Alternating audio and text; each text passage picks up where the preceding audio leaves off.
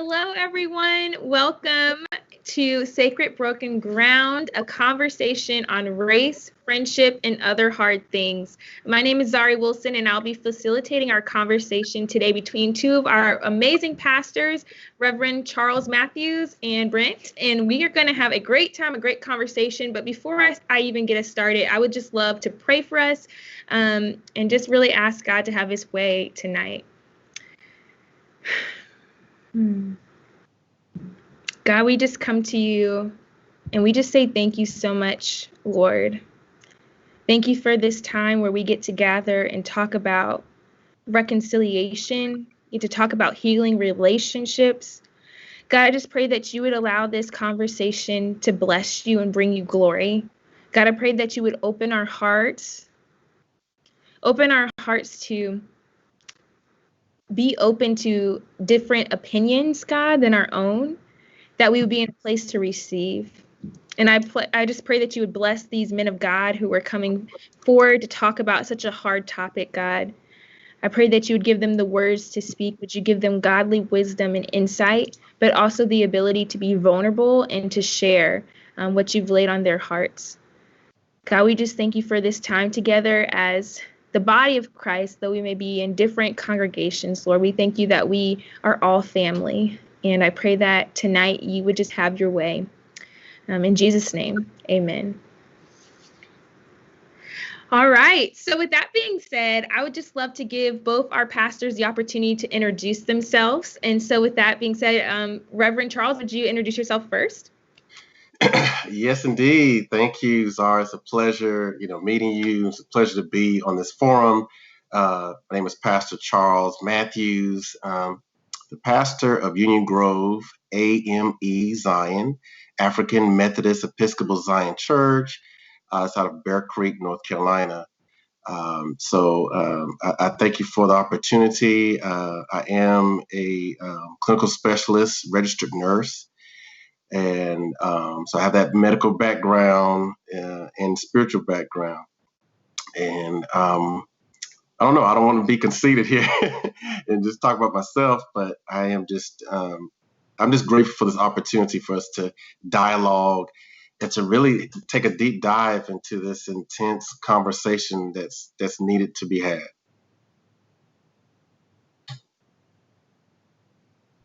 I want you to brag more. Thank you so much, Reverend. Brent, would you please introduce yourself? Yeah, hi, I'm Brent Levy. I'm the pastor of the local church in Brent, Pittsboro. I don't think we can hear you. You can't hear. How about now? Can you hear me now? Yeah, okay. We're good.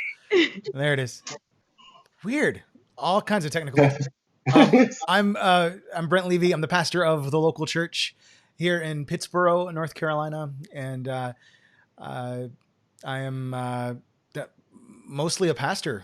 Charles, I wanted you to brag more about yourself because that's but I'm a pastor, I'm a father, I'm a husband, I'm a friend, and have the great joy of being a church planter as well here in Chatham County, a place that I've grown to love so much, and just grateful for this opportunity and to share with my friend Pastor Charles, and glad to see you back, Zari, as well. So thank you for your willingness to facilitate, and Charles to engage with me. And I'm nervous. You'll be fine.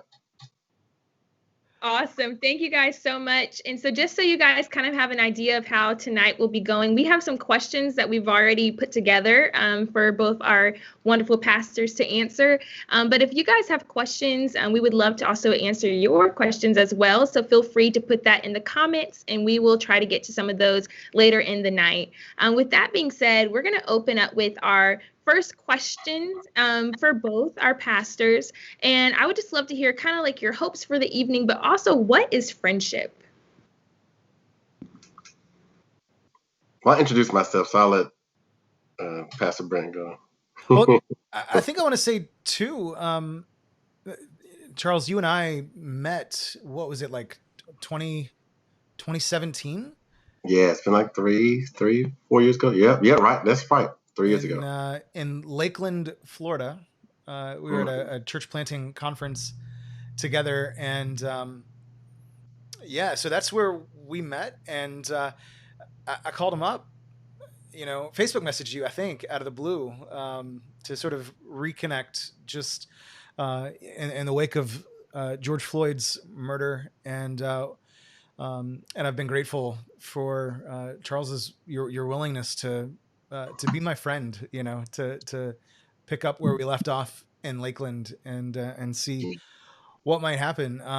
But my hope for the evening is, I think, twofold. One, to engage in substantive dialogue and conversation, um,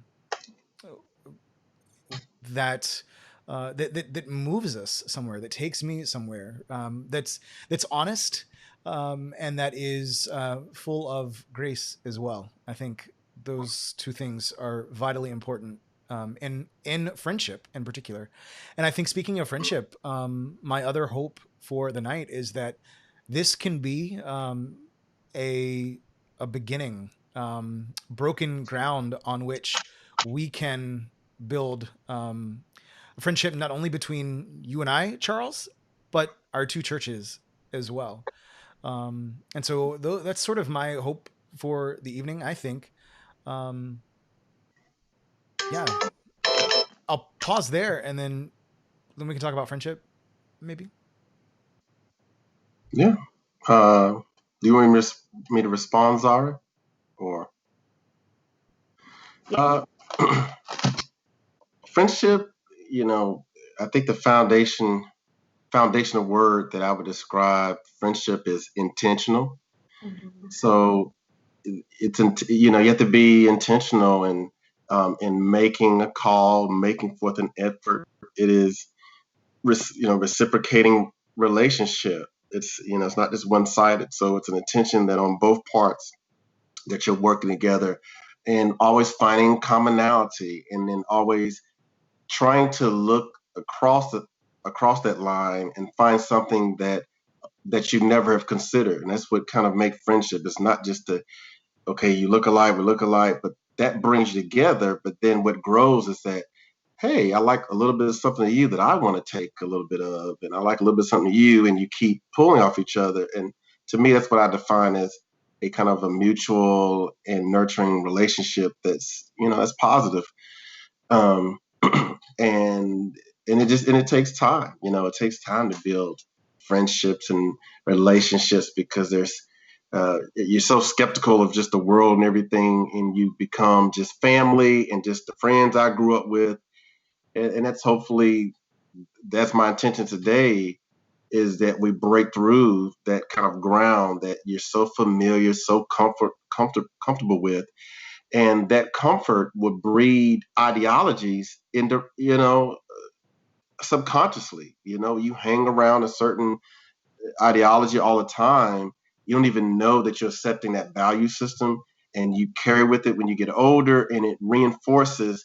And before you know it, here we are in 2020, and a lot of people having to realize, like, well, I think like that, and I never thought it would harm anyone, but it is actually harming an entire race. And so that's what my hope is, that the people listening will get to hear my story, will get to just reflect and bring some intentionality into all of this, and just make some type of concerted effort to make some growth. I can't make change, but I could just add some growth to you, and you'll see that we have some commonality, and we can grow together. Thanks so much for those comments. And Brent, did you want to add anything to that? I don't know about add as much as just respond. And I appreciate, Charles, and what I hear you saying is, that over time, sort of things that we believe can become entrenched, if left unchecked, and sort of hardened like cement. Mhm. And so I appreciate that. That's not something I'd thought about. But that makes a lot of sense. And I, what I also hear you saying is, and this is something that you have embodied for me that I've so appreciated, is that within the context of friendship, safety is so important. Safety and trust is so important. And the first time we talked, after 2017, when we got on the phone, you said to me, like, I want to be a safe place for you. There's no wrong question. There's no bad question. I want you to feel the freedom to ask me anything. And that safety, that trust, is, I think, what has solidified for me my desire to be friends with you. And so I just want to name that's real, important in friendship. Yeah. My 5-year-old walked in and left my door open, so I'm going to go close my door real quick. I got 2 toddlers too, so I know exactly what you mean. Well, for Charles, I just like thinking about what Pastor Brent just said. I think that leads us to a good question of what is the role of those we identify as the oppressed? So Black people, people who identify as LGBTQ, any of those people who identify as oppressed as it relates to reconciliation. And so I feel like this is a good question based off what Brent just said, because you're creating a space where you're allowing him to ask you these questions that may require a lot of emotional work on your end. So if you could just speak to that, that would be great. The safe place. Let me start by saying that because there's no safe place, there's no haven. Mm-hmm. We've created the cancel culture. Yeah. So when anyone just fails at one thing, says, one mistake, that mentions something, they're crudely attacked, and that's because we have social media there. And so people don't even give a second chance. And if you do, it's say, oh, well, you just was trying to fix up what you said. But we don't even want people to grow and to learn and to know that sometimes, as I said, as Brent said, some ideologies have been cemented over time, and it comes out in your speech. And it's okay to let someone on the opposite line say and tell them, hey, I want you to grow. And in order to grow, I have to make an atmosphere, or like the analogy of a plant, I have to make the ground permeable, somewhat, broken for you. And so I have to allow myself to be vulnerable. I've been in situations where people have said things where they're trying to be, heartfelt to me, even during this time, but it was still oppressive. And I just said, I have to be vulnerable again. And again, it's hard for a person that's being oppressed to be vulnerable, because it's like it's been taken advantage. But in order for me to really show and to be impactful, is that I have to be vulnerable and say, look, express your feelings. Say something that bothers you about the situation. Tell me something that you are siding with a leader that may be oppressive, and let's have the talk. But I don't want you to hide it. I don't want you to feel like you have to go behind my back on Facebook and show forth your identity. You can be who you are. And as long as you know that I can discuss that with you, and then I'm discussing with you not to embarrass you or harm you, but to give you another perspective. And that's why I told, Pastor Brent, I said, look, ask away. Even if you're not sure, I'm giving you an opportunity. Even if you think it's racist, or if you think it's ignorant, I don't care. Just if you don't make the mistakes, then you don't know where the boundaries are. If you don't know it, so I'll help you with those boundaries. I can help you with, saying it like you people, something like that's not the most appropriate way, So, but you got to have that person that you can call on and be just, I saw Matthew McConaughey was on a YouTube. I can't remember the gentleman's name, it escapes me. But the guy let him be just vulnerable and just, Matthew, you're a millionaire, but look, I just want to hear you out. And they just talked, and it was very refreshing to hear that.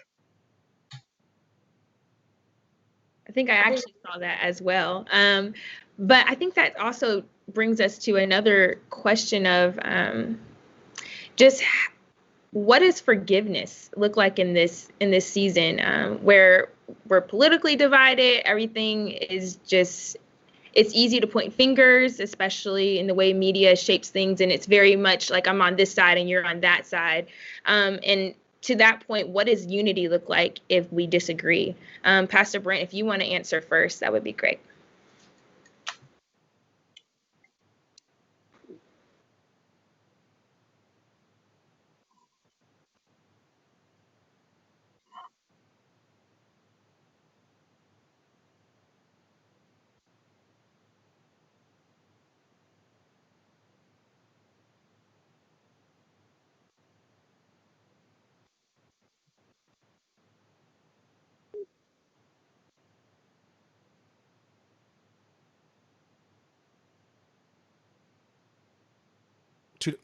I just got a text that I couldn't be heard. I was muted going out. Sorry.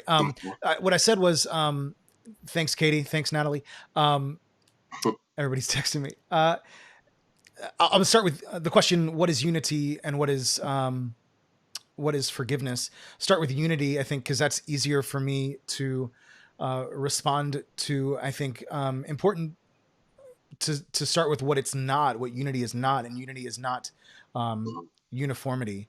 It's not everyone agreeing on the same thing. I think unity is that that spirit that Charles was just talking about of, hey, we're together in this. We're not always going to agree, but there are things that we can mutually agree upon, and that could be our love, admiration, appreciation, respect for one another.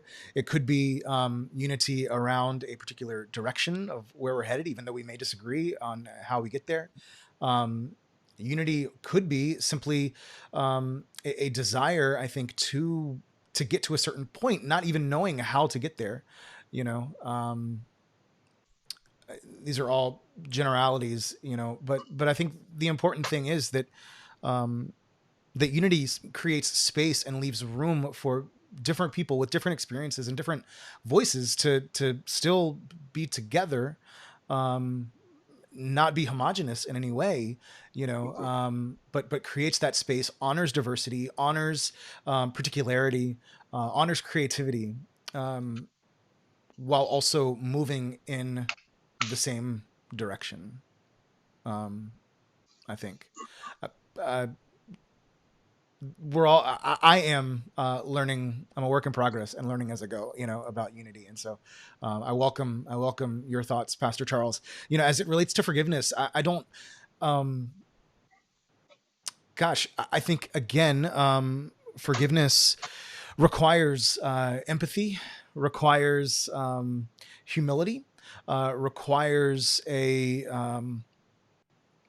recognition that we are creature and not creator. And I think a lot about Philippians 2, and Jesus who empties himself, lowers himself, and I think forgiveness invites that, at least for me, a reminder that I'm we're all working on the same plane here. Yeah. Yeah, and I think that's harder for me to answer in this privileged seat, as well. I don't want to tell somebody what forgiveness is when I know that, I have done more that requires forgiveness than perhaps my sisters and brothers of color. Zara, you and I had a conversation similar this summer, so I appreciate that question. Yeah. Cool. Pastor Charles, did you want to add anything to that? Yeah, I think I'm gonna. You probably get tired of hearing it, but I'm gonna reinforce just the intention, just an intention that's just more than just maybe sitting back and giving lip service, but it's an intention, and I thank God for Brent bringing up even Philippians of Jesus emptying himself of his power, and it also in that phraseology and that particular confession of Paul, he became low as a servant, and they use servant, but a lot of the word is slave, but they'll use servant to kind of make it seem a little better. I know it's not the same connotation as I would say my ancestors as slave, but to say he came as a slave. And so just to use that, I think forgiveness is looked at as, equity and justice. That is a flip on forgiveness. If we're going to forgive, it needs to be, in the way we look at oppression, it has to be a form of equity and justice that is done, that is policies removed. That shows me a forgiveness. There are, things in place. There's ways that is against me of purchasing and owning my home and my credit score and things that have gone. And so, yeah, equity and justice. And the analogy I told several chief officers, chief police, and I gave them this analogy of a track runner. As we all know, Usain Bolt is the fastest man alive right now. And if I took off running, it was only 4 laps, and I ran 3 laps ahead of him. And then he took off on the 3rd lap, and I only had 1 lap. I don't care how fast he is, he would not win the race. And that means that he is running as fast as he can. That's an analogy of kind of like race and the plight of blackness, is that whites have had, especially white males, beyond white women, have been running the race 3 laps ahead of me. And I would say 10 or so, but 3 laps. And for me to catch up, even as fast as Usain Bolt, I would still be behind. And so you have blacks, we're running as fast as we can, you'll never catch. And so that's why it's like, it needs to be a reversal. It can't just be, me, you saying me 3 laps all the way and me hollering back, sorry, I'll find a way, I forgive you, to make it up to you. I forgive you. Yeah, it's like, I know you're way, way back there, like 3 miles away, but maybe one of these days. But you look much better though. You're not like we used to be. You'd be 10 laps, but at least you're 3 laps, and it's like that's where we are, And so it has to be an intentional reversal. It has, like, I have to ask Brent to step off the track and wait till I catch up. If he really wants to show forgiveness, he has to be willing either to stop or to say, I'm going to go all the way back and pick you up. And then we'll go together. And that's unity, is being able to hear my voice and to sit and listen to that voice, not just to, well, let me see what I can do, but I need to really get in your shoes. There's been some horrible oppression, and I need to be empathetic, but then I need to come with some laws, and I need to be at the forefront. I can't be scared anymore. I have to speak for you you've been vulnerable. I have to speak for you. And like I shared some time with Brent, he doesn't know how much power he has. I don't think even white men, they think they knew it, but they don't know how much power. I work, in the business sector, and you feel it. It is palpable, the strength and the attention that is owed to them when they walk in the room. So yeah, so unity is going to have to be intentional. We're going to have to show people, not just be on the scenes, but it has to be really reflected in our Justice Department, in our policies, in our school system. That's unity to me, that it's reflected in. We're supposed to be this America, right? Yeah. To that point, even thinking when you're saying, like, looking back, and you're seeing people behind you, I think that the church has played a major role in that, in oppressing and uplifting narratives of oppression. And so with that, my next question for you is, how has the Bible been weaponized to oppress people? And how does the Bible actually support reconciliation? Either one of you can go first to answer this. Well, I mean, I don't know. Okay, well, yes, it's been. I know that I have a master's of divinity. I've definitely searched it, history, so I definitely know, and that's why I'm very cautious to always, say scripture, certain things, because it can be used as as oppressive, and we know that.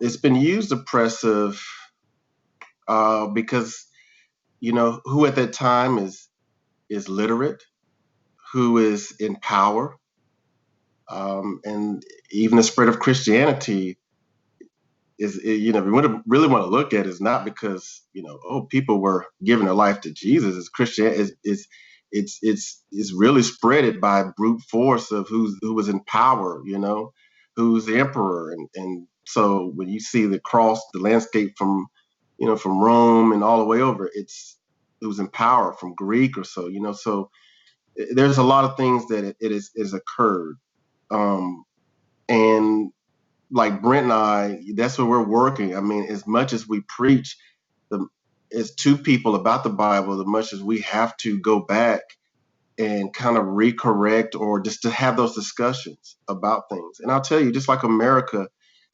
when when you have the discovery of America, a lot of them took the notion that they were like Abraham, leaving England, thought they were leaving oppression and the discovery of a new land, and of course of that, the Native Americans were looked at as like the Philistines, the Canaanites. And when he saw the Bible, get rid of the Canaanites and destroy them all, it was that kind of notion that we must do the same. And yeah. Mm-hmm. Yeah, and that they were taking on that role. So we have to stop that, and I do discuss to my members of some things in Joshua and Judges that's just not okay. Mm-hmm. And I, it's not okay, and I don't think God sanctioned a lot of that. Mm-hmm. Mm-hmm. That's their perspective of what God wanted them to do, right? Yes, and how they viewed, how they interpreted God. Yeah. And that's why we have to work on our ideology, because if not, we'll reinforce those same things of, like I have Palestinian friends and I had a talk with them and they let me know that if you get up and preach and say, down with Jericho, you're speaking of our ancestors. Mm. We come in and, you get ramped up and say, we go take the land and, the fall of Jericho, and preach that like we're going to kill them again or so. It'll be very careful that reinforces some hatred and the we and thus. I mean, we still as preachers get caught up in the delivery of Egypt, and so we make Egypt this. In Egypt, guess what? It's Africa. We make the continent of Africa like just barbaric and savage, and they were under oppression. We had to. It's just, and God is against Egypt or so. But it's just, I have those kind of discussions in Bible study to kind of help people understand that we're dealing with broken people that was their, as Brent said, their perspective on God, and it didn't mean that everything they said, and that's something I did really teach. Everything that's said and stated doesn't mean that is what God said. Okay, and that's hard to swallow, but hey, I'll hang my hat on that. Mm-hmm. Even Paul will say, if you read some of Paul, like in Corinthians, he'll even say, "This is not what I believe God said. This is what I believe that should." He actually will say his that, honesty. Like, yeah. He'll say, "I don't think God says this, but I feel this way." Mm-hmm. He'll say that, and people will still say it as scripture. Well, and you look too of civil war and slavery in the ways that Jesus taking the form of a slave was used as to say to the persons who were enslaved, look, you're just like Jesus, and one day you're going to be free. It's not today. And so, and when you look at apartheid in South Africa as well, they looked at the creation narrative in Genesis, and a hierarchy of race that led to the apartheid, and so these are examples. You can make the Bible say anything you want. Mm-hmm. You can say, I could say, bald is God's desire for us, mm-hmm. and find a verse in Scripture to make that. And this is the importance, I think, Charles, I appreciate you saying that, that we can't read the Bible in a vacuum. It was not meant to be read in a vacuum, right? I need you to help me read the Bible, I need you and to help me, give me a new lens, through which to see, through which to look, because I read Philippians 2 and I say, takes the form of a slave. And what does that mean to me? That means something completely different to me than it does to you, And so I need that perspective from you, to say, oh, wow, I never thought about it like that. Right. That changes how I preach. That changes how I read the entire story, So, yeah. And our reading has to be Wow. checked, right? It has to be checked. Yeah. Yeah. And we've taken this, and I know we can harp on it. I don't want to detract from it, but even with when we kind of preach as Christians of an arrogance, that we have the word. Mm-hmm. We can call him Abba, our Father. We have a relationship, and we create again another barrier for people that are oppressed. That like we got it, and the only way you can, we say get through, as the scripture say, get through the Father, but through the Son. And so we act like we're the Son. Like you don't come through us, you don't get to the Son, you don't get to the Father. So we create these barriers and obstacles, and it's all of this is just intertwined. And then when you add systemic racism and you add oppression, it's like it is just locked, and you're peeling back the layers. And when you start peeling back layers of people, it hurts people, and it really does. And people are just not comfortable. So here we are trying to, hopefully have this dialogue. Those were wonderful responses. And with that, Brent, what has been your perspective of what the Black church is? What is your perception? Well, admittedly, my experience is limited because, it's not a tradition that I grew up in. I can count on one hand the number of Black churches that I have been a part of. I can count on, one finger the number of Black churches I went to on my own, and it wasn't an assignment, or wasn't, a requirement for something, and so yeah, it's limited, and admittedly somewhat foreign to me. Yeah, I the experiences I've been a part of have been beautiful, and vibrant, and very different than what I know. The sermons are not the 15-minute sermons that I'm used to. The the songs, the music, often a lot better. Um, and and I think too there is when I have been have gotten a real like sense of being the minority, of standing out, and feeling like every eye is on me, and the vulnerability of that, um, I think gives me some empathy, for the experience of my sisters and brothers of color, who live and work and move in predominantly white spaces all the time. Um, and so, yeah. Um, and it's not, because it's not familiar to me, because it is not uh, what I am used to, because it's not necessarily the most comfortable thing, and it's a very vulnerable experience. I don't necessarily choose it, um, which I also recognize is a privileged position, to be able to choose whether I'm in a space in which I'm a minority or not. So I'll pause there. No, no, please. Thanks for being. I'm glad you're just. That's how we are. We're going to be honest here. We're just going to just lay the cards on the table and just be like that. So thank you, Brent. I appreciate that.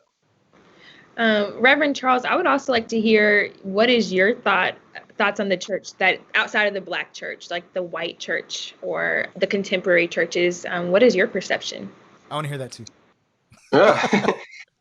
It's taken me a while to really develop that over time, because I am one of many Blacks that have assimilated.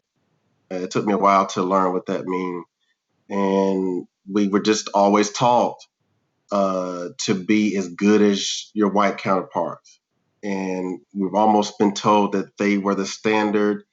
What they do is refined. What they do is like the measuring stick. And um, so it was no problem, going to Carolina and going to, what we thought was multicultural churches. And it was nothing to be a part of organizations. What was it was like a church group that was athletes or so. I can't remember the name. Like I think the Fellowship of Christian Athletes. Yeah. Yeah. So, they had no problem of, hey, Charles, be a part or joining, because I was the one trying to assimilate in that space. And so I could tell you experiences. I can tell you, of things that I've seen and witnessed, and they've been, been pleasant. But I've always felt that feeling of I need to save you from a multicultural church or a white church, of like just words and statements that have been said or so that kind of like they, to refine me.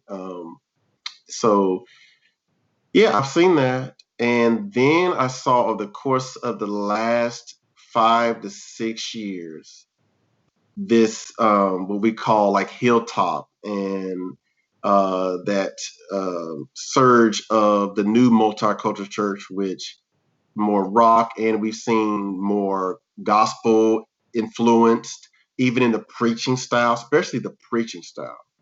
It's not the stand up kind of lecturer Charles Stanley. It is, the Rod Parsley. It's a Steve Furtick. Those have been either publicized and of and you hear more of the rhythm and music of Black influence in the worship, and now with rock as well. So you always feel like the white church always are able to progress because they don't have limitations. It's because the white pastor is never questioned. But it's hard for a Black church, a Black pastor, to say, I want to be effective as a Steve Furtick in Charlotte is with white and Blacks or so, in other races. So I've been a part, and it's always seen that they're always progressive, they're already advanced, and I need to catch up and be in that space.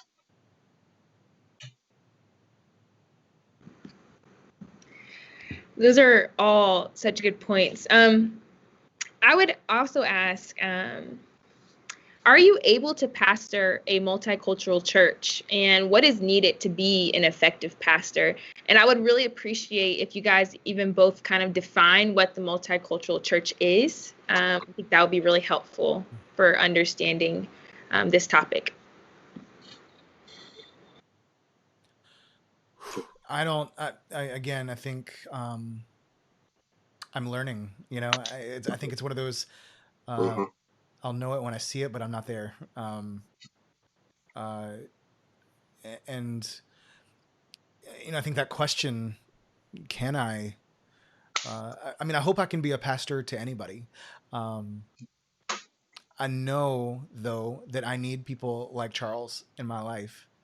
And Zari, you too, to be an effective pastor of a multicultural church. Multicultural, I think by definition would mean a place where people of different cultures can worship together. But what I don't know that one single person in leadership can be an effective pastor of a multicultural church, right? Because I think the leadership in many ways has to reflect, Yes. the church as a whole.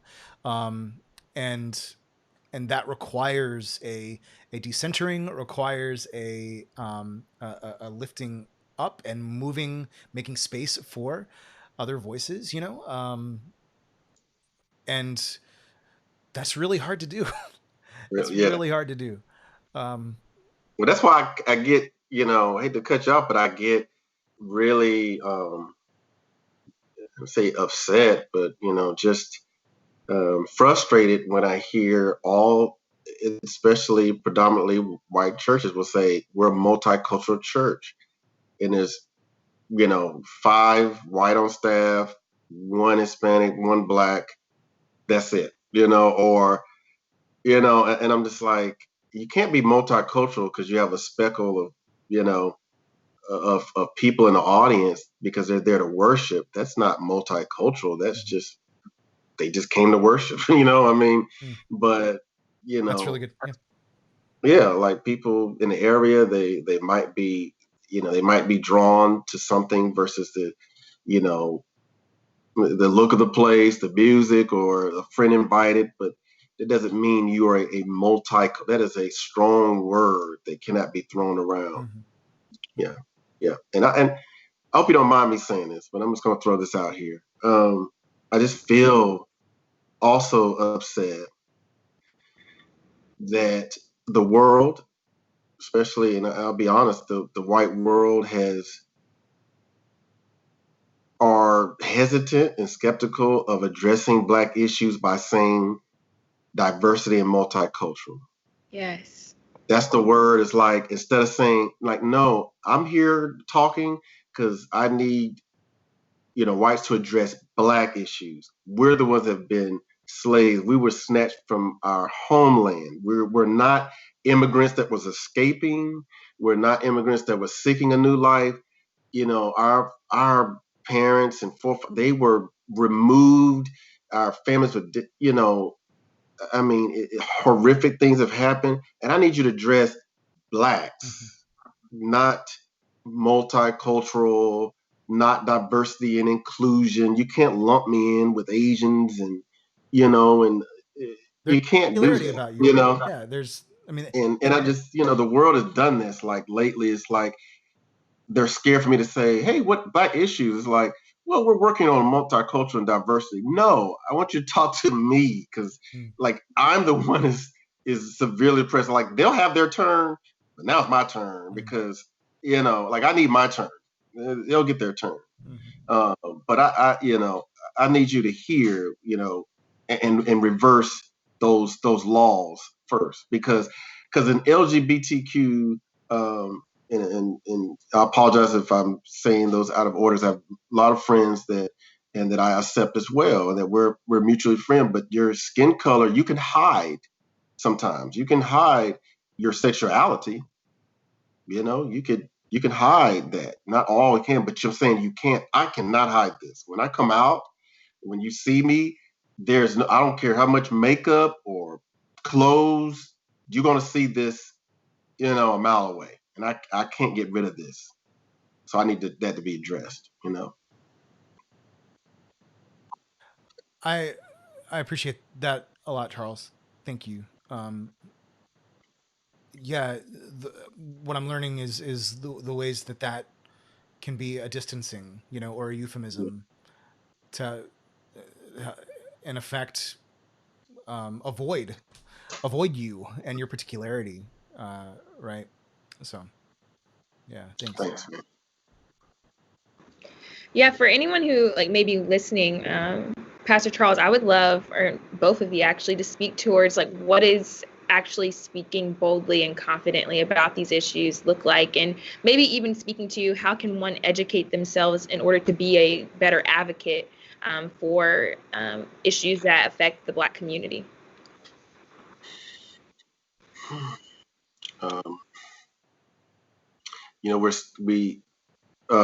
Pastor Brent and I made sure that we wanted to voice that we're not the problem solver. If we'd be running, as a Senate and, the House of Representatives, I think if we had the sole answer, but we're we'd be on the ticket today. I think if we had the nicest straight answer. I'm down if you are. Hey, let's do it. Yeah.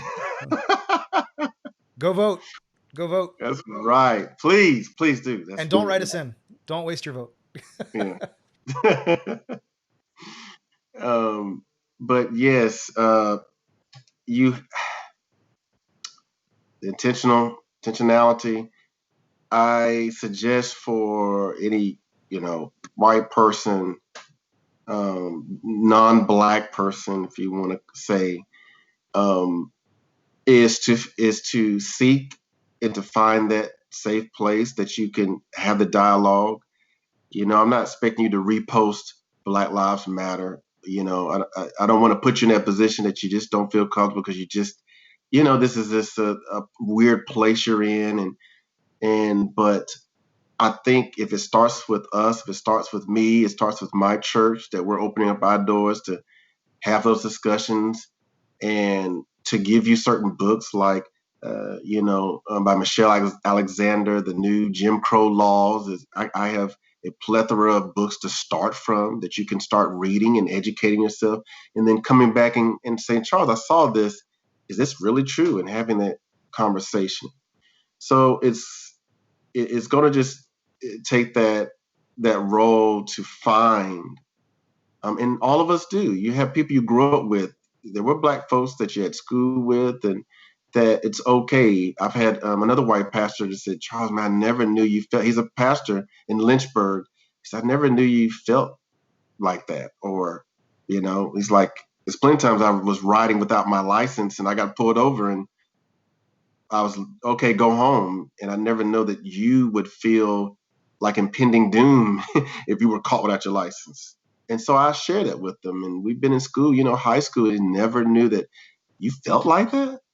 So it starts with that. If we can start with that from us, and then collectively, we should be, renouncing brutality from police. We should be enacting laws, and we should speak up on those laws. And it's going to take a lot of the white males to really speak up. It really is. We're speaking up, but it's going to take that.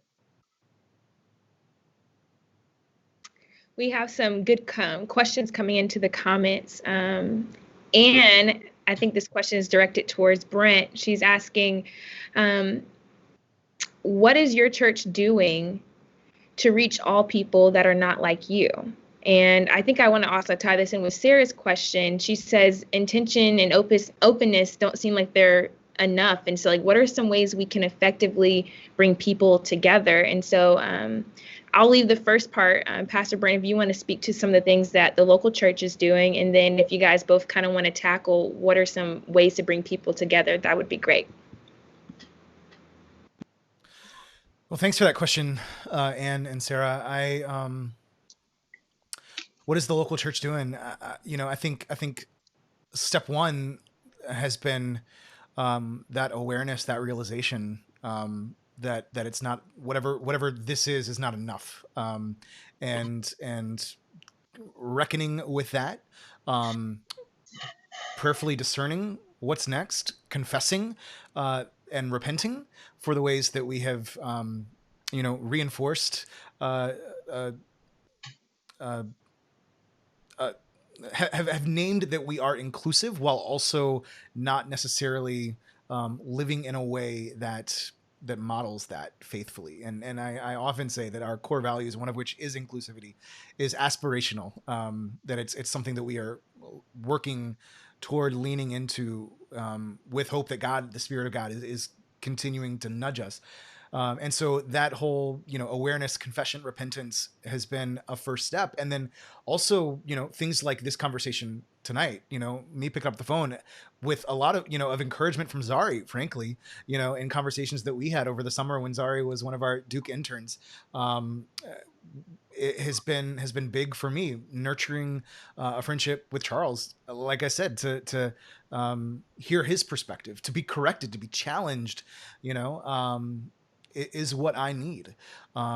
We have also, thanks to Zari and Katie, who's watching as well, just not over the last couple months, created an anti-racism task force that is, over the next few weeks, going to be looking at everything we do at the local church financially, administratively, worshipfully, theologically, looking at it through a racial equity lens. To ask the questions: what are the voices that you're centering? What are the perspectives that you're centering?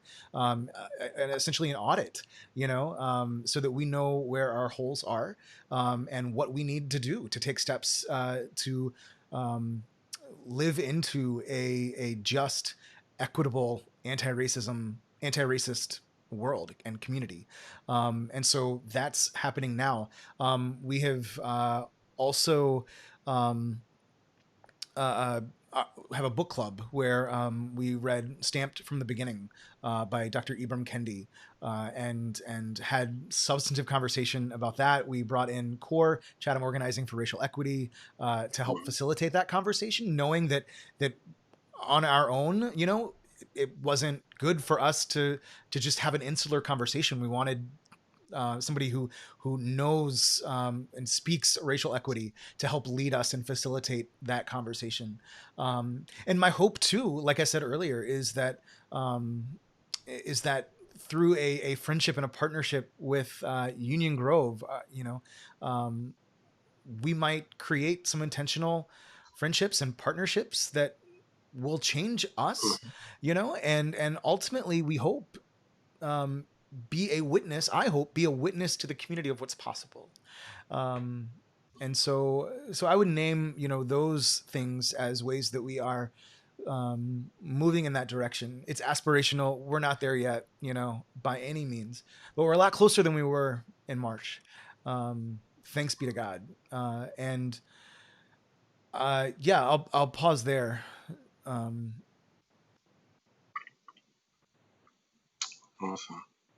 Thank you, Brent.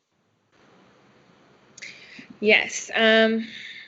This is like a really challenging topic, and I think we can all agree that with everything that has gone on this summer, it highlighted things that have been going on for centuries in the United States. And so sometimes it can feel like, what can I really do that's going to make a difference? And will me actually showing up to this event or having this relationship actually make something change for those who are undergoing these different types of oppression? And so with that being said, I would just love to hear what are some practical ways that maybe you guys have implemented that we can continue to do the work of reconciliation when we're feeling exhausted or overwhelmed. Like, what are some ways we can refresh ourselves so that we don't quit on this race towards seeing some changes being made? I know I can just, I will say for those that are whites that listen, it's uncomfortable, but I always keep the perspective of, again, that I walk out and I'm always in a position to be uncomfortable, living in a predominantly white neighborhood, or, it's like, I could be pulled over to think I'm not going home, or to be jogging outside and somebody, it's like I have to physically do things while I'm outside to make it look like, okay, I live here. Like you don't even realize, like, I take my kids in a wagon and we go around the block several times. Why did I do that? Not because, those were heavy little toddlers, but I do that so my white neighbors can know that we live here. Like, so when they see me walking, they don't call the police and say, I see a bald head, 6'1", 190 pounder walking around at night. They say, no, that's Charles. So I have to do that. So to know that, and I had, say, like, one neighbor that intentionally knocked on the door, got to know me. So I would say to take time to be uncomfortable, because that's where you're going to grow. You don't have to just achieve everything and, by next week. But find a way. And like I said, if it's a Black neighbor, if it's a Black coworker, we're around here. We're around. We're not hiding, in little places. Like, we're in the supermarket, we're in places. And just, challenge yourself to say hello and speak and bridge a gap and talk. You'd be surprised. I know some songs from ZZ Top. I done heard some songs. I grew up in the '80s. I know Guns N' Roses. I know some hip. I'm just we're Christians, but I love my '80s music. So I grew up.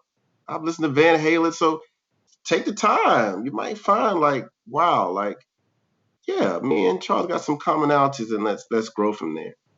And so be willing to be uncomfortable, because that, just imagine being comfortable 24/7, and you don't have to be uncomfortable just for an hour, just like tonight, just uncomfortable. But when you close the computer, you can go back. So I'm just giving the opportunity to be challenged and to talk. I will say a lot of us are very angry, emotional. So it's, not everybody's going to respond like I would, but some people have just had it. We've just had enough. So find that vulnerability, someone that allows you to grow, and ask questions. Just ask questions. That's called active listening skills. If you ask questions, you'll start to hear it, and you start to learn it. I'm not expecting you to know it and embrace it and go, I know what Charles is going through, but I at least want you to know, I want you to know that, man, I've listened to him countless times, and like, we have to do something about this, because there's no reason why he lives on the same block. We go to the same church, we go to the same schools, and he feels like this, like he feels like this. It's like Satan only against the black people. Like, we need to get rid of this particular Satan. We need to get rid of this evil, like this opposing evil that lurks out there. When black people talk about this glass ceiling, and we talk about these oppression, it seems like it's this boogeyman out there. But it's just the ideology of boogeyman. It just keeps crushing you, keeps crushing. You'd be surprised how many stories that make your mouth drop that I've experienced. You'd be like, no, Charles, you didn't, did you? Like, yeah, I did. It's time to do that. And let us look at your task force. Let us, be in on the web meetings, and invite us and say, Charles, what do you think about what we discussed? And let us talk, and we'll tell you what you read, and we'll tell you, I don't think that's going to work, because we know ourselves, right?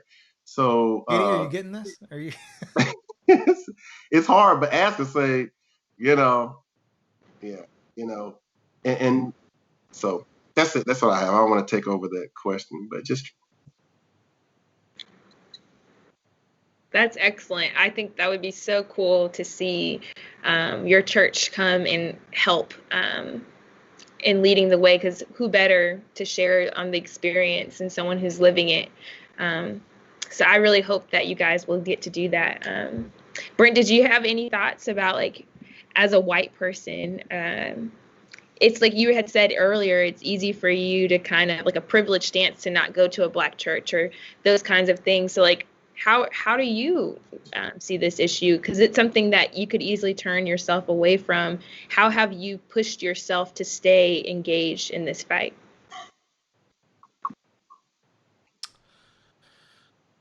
Ooh, It's okay. It's okay, Brent. I don't want you to feel so overwhelmed. I feel like it's just everybody's looking at you going, please say the right thing. Yeah. You've done great. This is not to bash you. You've done so well in this time. Journey. This is for you to share some of the wisdom. I appreciate it. I haven't gotten it right. I mean, here's a story that I'm gonna be vulnerable and share, and I've shared it with a few folks, but I live at the end of a street where nobody's driving past my house regularly. It took me a long time to get a Black Lives Matter sign up in my yard. I made all kinds of excuses for that. I live at the end of the street. Nobody's driving by, et cetera, et cetera. And I was telling somebody, actually a good white friend of mine, and she said, "No, why? No, like, you need to have it out." She said, there are delivery drivers, there are mail carriers, there are people who are pulling in and turning around, and I went out the next day and got it, and so I think that that openness, that willingness to be challenged, and and admitting with humility, you're right. You know what? You're right. I was wrong. I should have done this a lot sooner. Those are the people and situations and experiences that have kept me in the fight, that have kept me, held my feet to the fire, and held me accountable. And conversations with you, Zari, knowing that this was going to happen tonight, right, meant that I was thinking about it a lot more today than I would otherwise. And so just staying in the arena, I think, is half the battle, and the anti-racism task force is what we need as well.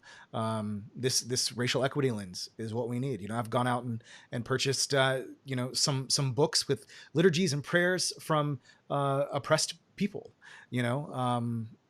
so that the voices and the words that we say that form us in worship are not just written by white males. And so, these are the types of things that I've tried to do. And I need nights like this, and I need you both. So. And I want to offer, Zara, for a moment, for Pastor Brent and his church and those that are just watching.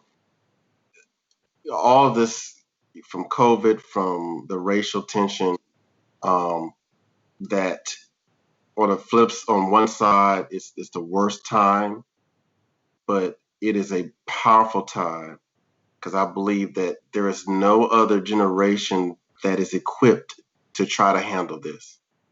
So, Pastor Brent, I could feel that overwhelming, like, man, I got to carry on. I got to reverse the societal ills from great grandparents and and I got to carry this. It's like it's unfair, but I think you're equipped. And I think all those who here that are listening, I want to say for all whites, I feel like if all people now are equipped to hear, equipped to listen, and to put me to hold to some areas where I can't get in, to say, take my hand and say, look, hey, you're charged to come with me. I want you to get exposed to this. Like, it shouldn't, you have that power of bringing me in a conversation, bringing me in a meeting, bringing me in to a way that would have kept me out.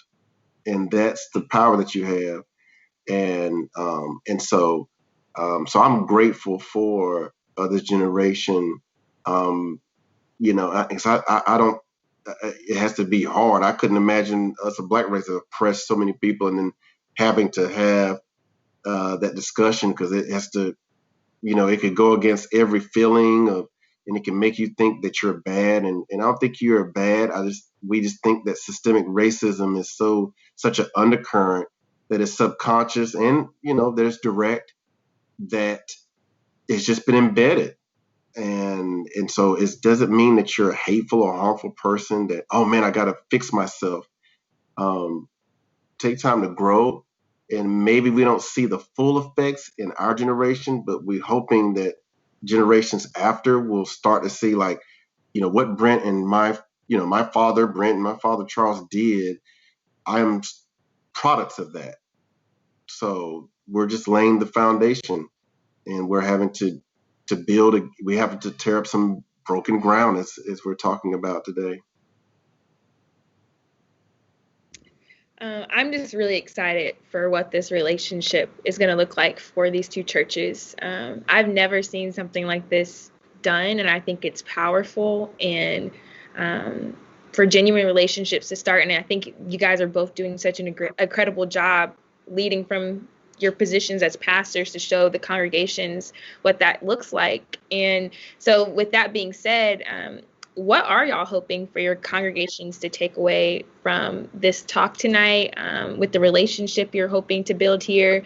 If there's ways you would want to challenge your congregations tonight, what would that look like?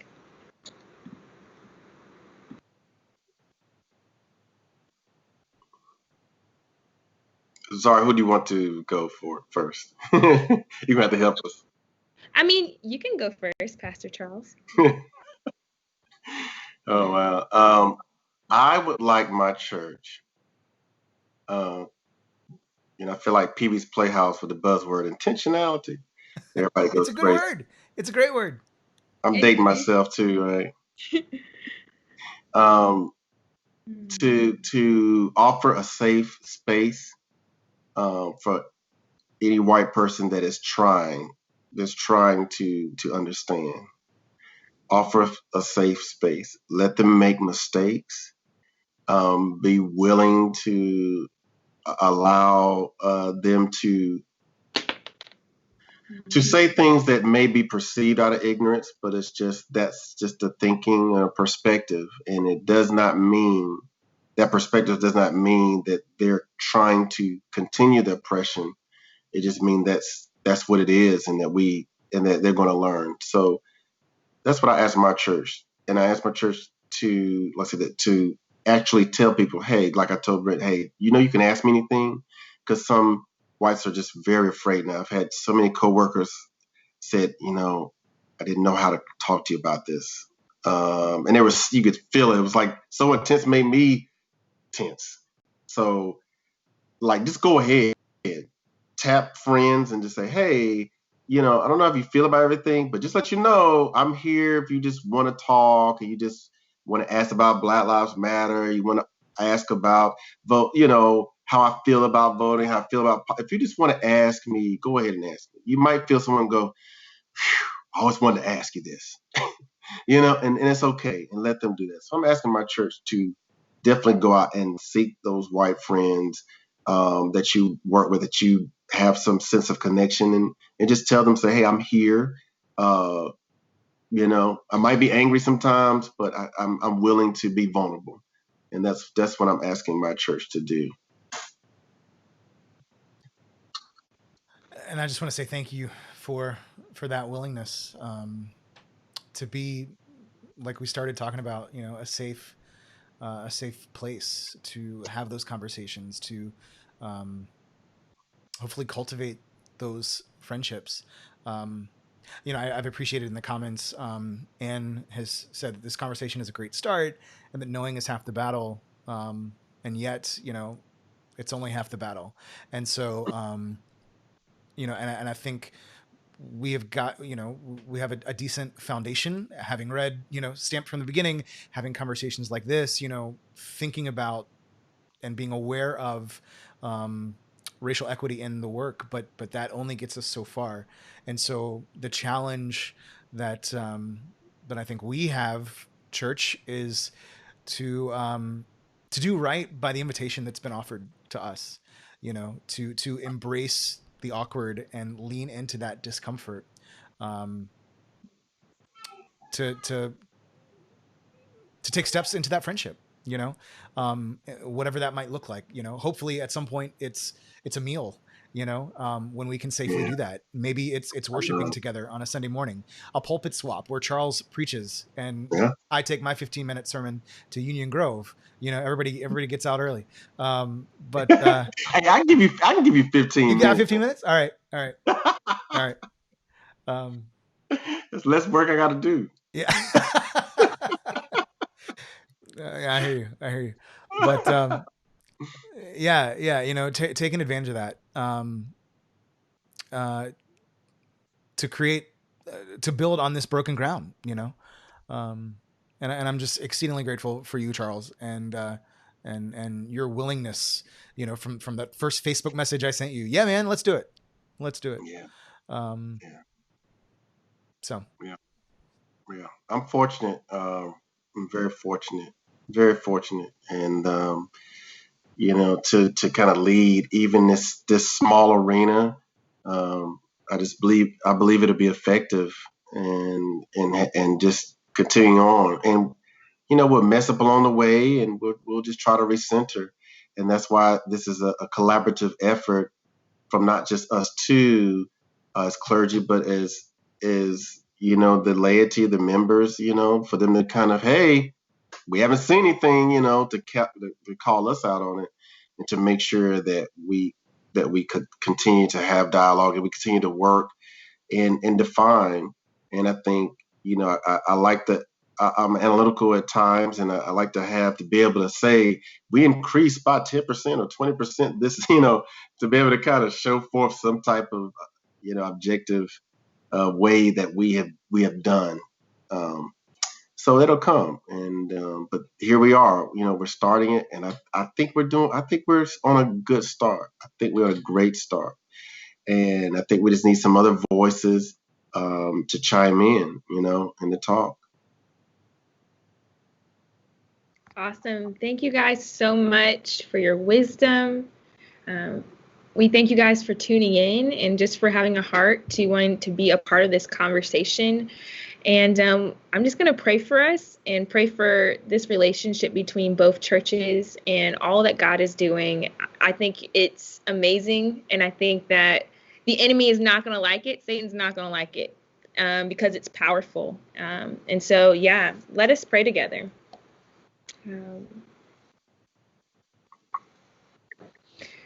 God, we just thank you for both of these congregations and these churches, Lord. We thank you for the servant leadership that is taking place and for how you've placed it on both Brent and Charles's hearts, Lord, to enter into this relationship that may not be at all easy or what's most comfortable. But God, we thank you that you're allowing them to display your character and to allow you to enter into this relationship and allow for mistakes to happen. God, I just pray that you would cover this relationship, protect it from division, that you would protect it from Satan's attacks to try to bring about dislike or issues of power concerns or whatever it may be that would try to bring division amongst these two churches, God. I pray that this would be a fruitful experience for both congregations where they feel like they're learning from each other, but also more importantly, loving each other well.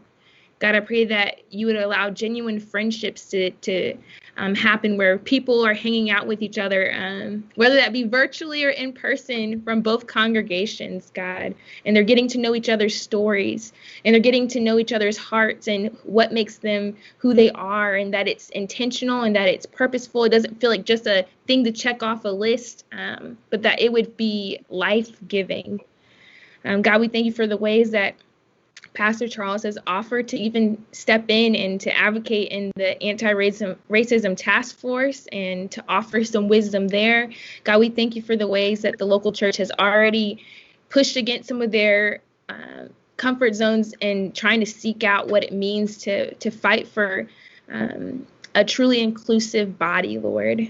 God, we thank you for your word that gives us hope, that we will all be together, no matter what our race is, Lord, that we will come together to worship you.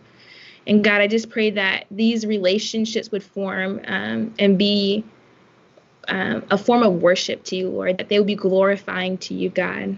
I pray that these would be relationships that go on for decades and decades to come, and that, as Pastor Charles was saying, is that this would be something that generations look back and they see the connection between these two churches, and they see the work that was done here, and that they're inspired to continue to not just stay in these two locations, but that they would reach out to other pastors and invite them in, that it would be more than just white and black, but we would touch other members of different races as well, God.